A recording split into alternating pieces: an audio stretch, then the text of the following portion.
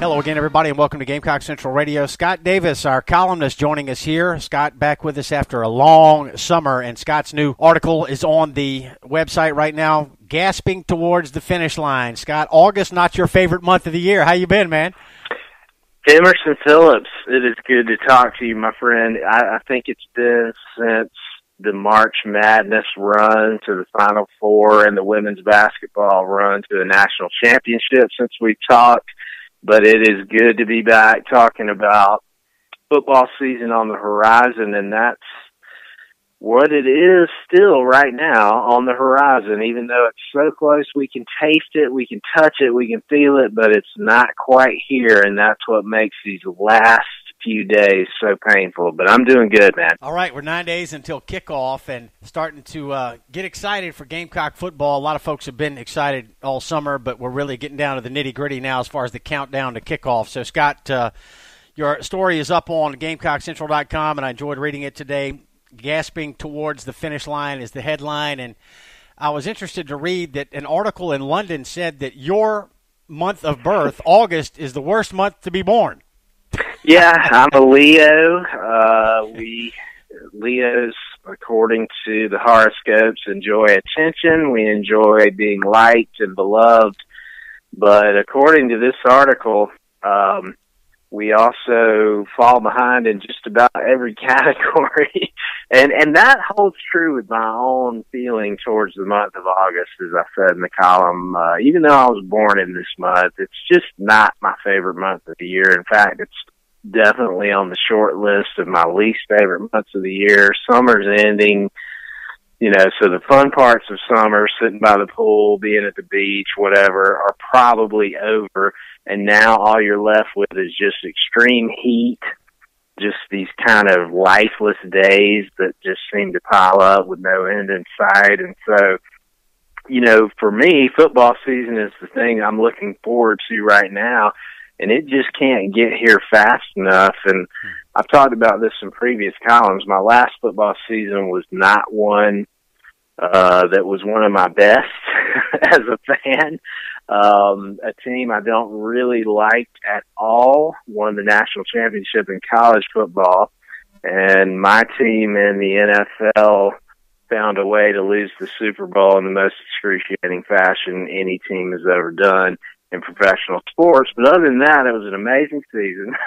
And yet, still I am here at the end of August looking forward to football being days away. I'm ready to go, as I always am. So August is the month that we count down the days until kickoff, and we are 9 days away from the start of Gamecock football season as we record here on this Thursday. And Scott, Spurrier called the summer months talking season, and it's also reading season for a lot of us football fans, yourself included. No doubt about it, and that was as with so many things, Steve Spurrier was very wise and observant, because that's exactly what June and July and August is, talking season. And for folks like us, reading season. And, for me, once, so-called fall practice, which is funny that it's called that, considering that it's, 95 degrees and hotter for most of the days of fall practice. But once that starts at the beginning of August, I'm doing very little except reading practice updates. And the thing about it is there's just not a ton of knowledge that you can gain from it, but at the same time, you still thirst for any update you can get. And so if I'm hearing that, somebody's performing a little bit better than expected, I'm dying to hear that information. And even if I'm hearing somebody's performing a little worse than expected, that's still better than not having anything related to football, which is what we have from essentially the beginning of February after the Super Bowl ends to, the beginning of August. So that's the thing about football, and that's what I wrote in the column, what makes it probably the most important American obsession at this point that I can think of, and that is that it's scarce. And that's something we don't have a whole lot of in American society. Everything is available now, all the time, and football wins us over by just not being here very often. Gamecock Central Radio, Emerson Phillips with Scott Davis. We hope you download the Gamecock Central Radio app. It's on the App Store and on Google Play. You can subscribe to our podcast, search for Gamecock Central Radio on iTunes, SoundCloud, and other popular services, or just visit radio.GamecockCentral.com. Football is America's favorite obsession. Scott, let's talk about that. I was reading your column this week, and you talked about when you were younger, you would go to any type of sporting event. You would watch anything, anywhere, anytime, on TV, live and in person, basketball games, baseball games. But as I was reading, I was reminded of something that someone told me several years ago. As we get older, we tend to trim our sports tree. And you've done that, Scott. I have. I think you have to. You just don't have time to do everything. Nobody has time to watch 82 NBA regular season games, 162 Major League Baseball games, which is just astonishing when you really think about it. I'm still trying to figure out who at this point still has Major League Baseball season tickets when you're talking about trying to attend 81 home games. That is just so much activity around something. And so you do kind of have to pick and choose as you get older. And that's why football is so perfect for so many of us here in America, because it's once a week. And when it is once a week, it's either Saturday or Sunday when you probably have time to pay attention to it. It's just a perfect setup. And it also is a fairly efficient sport, lasts about 3 hours. You can, if you just want to watch one game, your team, you can probably knock that thing out from, 12 to 3, 1 to 4 on a Saturday, maybe 7 to 10 in the evening. But either way, it's just not real hard to watch football. And it's also a very enjoyable sport to watch. It's been, as we know, probably the sport that has translated the best television. So, for people who like things to be easy, football is just the right sport at the right time. Yeah.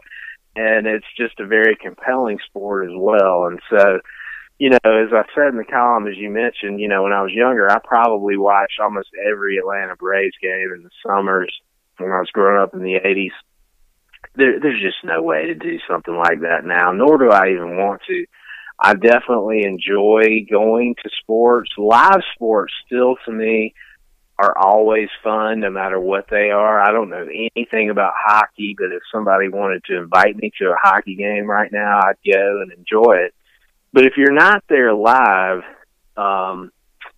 I don't know. Football just remains the only sport that I can obsessively watch, spend a day, lose a day watching, and wonder where the hours went. And as the years continue to advance for me, that just seems to be more and more the case. One of the reasons that football is so great is simple: supply and demand. Games are in short supply, therefore demand is extremely high. No doubt. And I think that's to football's benefit. They've talked about expanding the NFL season, which, quite frankly, selfishly, I'd like. I mean, for me, more football is better, but to be honest, they'd probably be better served to keep it where it is, keep it, hard to find. The fact that remains that because football is not in our lives that often, when it is, it's about the only thing we care about. Scott, summertime's a time to be free, especially for young people, and older folks take vacation, and you seem to have a little bit more personal freedom during the summer. And my favorite line in your column this week is, when football season rolls around, college kids start going back to school, all kids start going back to school, and order is restored with the start of football season, with the return of football. Yeah, that's what makes it unique. I mean, baseball has that kind of narrative about coming back in the spring when things are coming back to life, and I get that, and I like that storyline. But with football, because it coincides with the beginning of the school year, it really does seem like it's a return to the natural order of things, the way things should be. And all the fun and chaos, as I say in the column, that we have in summer is kind of put to rest, and now we get down to business. We get down to the reality of life, and that's kind of what getting back into a football season feels for me, and it's a very comfortable feeling.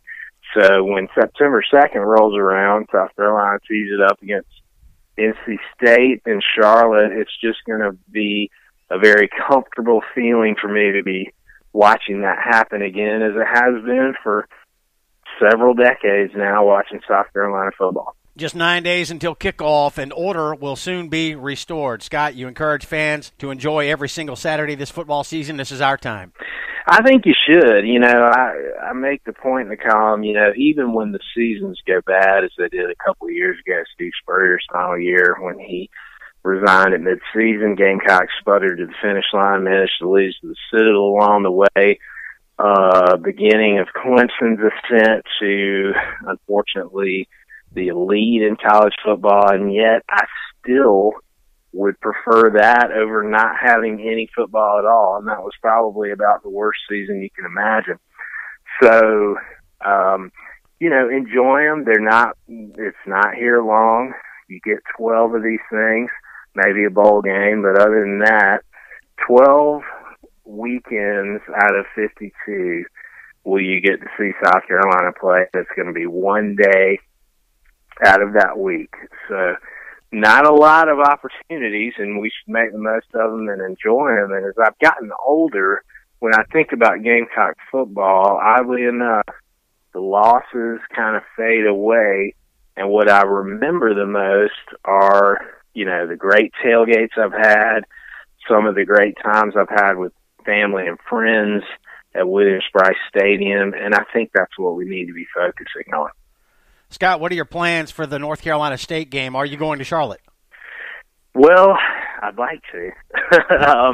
If something unexpected happens, maybe I'll be there. If not, I will be here in Atlanta watching, but most definitely I will be locked in, and I'll be watching games throughout the day, as I always do. That opening Saturday is always one of the most exciting of the year, and I'm looking forward to it. Can't wait. Yeah, a lot of other good games on the schedule as well next weekend. There really are. Yeah, it's a huge first weekend for college football. Alabama and Florida State teeing it off here in Atlanta, Michigan and Florida in Dallas. So just a ton of great games. They've done a great job in the last 5 years or so of kind of creating some really exciting matchups in the first week, and I think that's great. I hope it continues, and hopefully in the near future we'll see South Carolina involved in some of those games, because it'd be great for the program. I'm going to go get a new TV this week, a bigger TV, and that will coincide with the start of football season, so that's part of my plan. I'll be watching at home here in Columbia next Saturday, and ESPN will feature the Tigers and the Gamecocks in a doubleheader. Clemson plays at noon on ESPN on September the 2nd, and the Gamecocks will take the field next on ESPN at 3 o'clock. Well, you can never have a TV that's too big.